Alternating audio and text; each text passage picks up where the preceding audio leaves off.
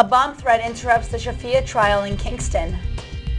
And to infinity and beyond, Toronto teens gain international attention for sending a Lego man into space.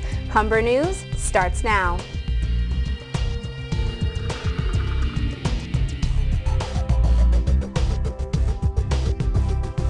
Hello, it's Thursday, January 26th. Welcome to Humber News, coming to you from the Broadcast Center here at the North Campus.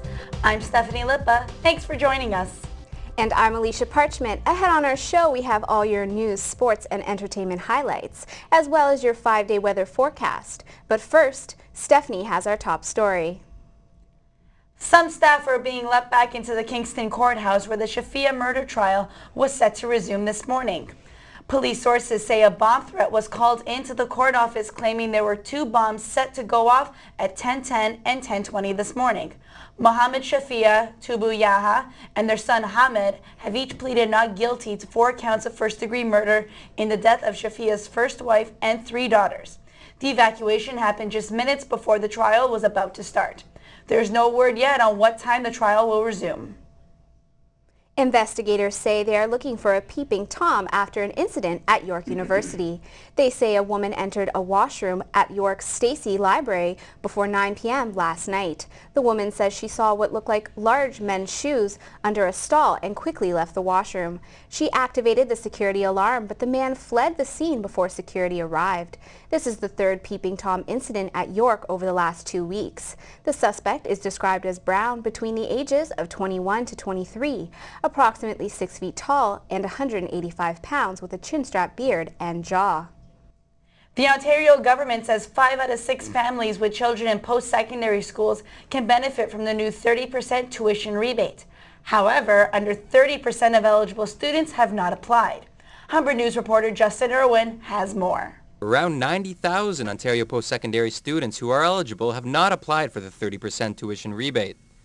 Humber College's financial aid officer, Daniel Castillo, says despite the low numbers, financial aid has tried a multitude of ways to send information to students. It's hard to tell why students have yet to apply. The application has been available now for a couple of weeks. There has been a radio campaign, TV campaign.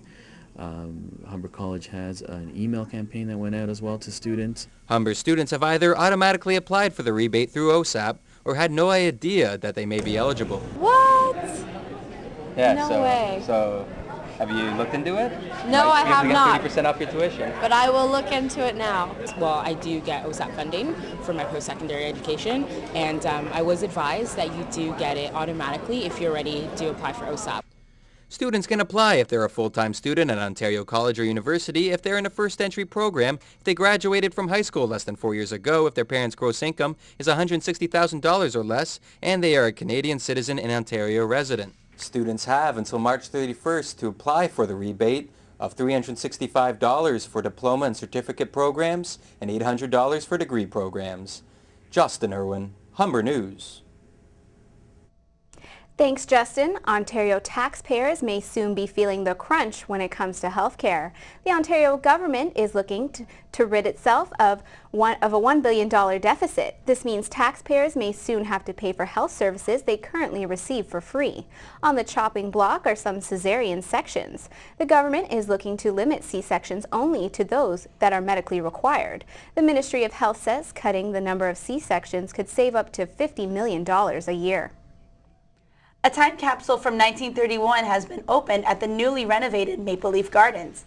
The time capsule was found by workers during the building's conversion into a Loblaws grocery store and state-of-the-art athletic center for Ryerson University. The contents of the time capsule include a mysterious ivory elephant and newspapers from 1931.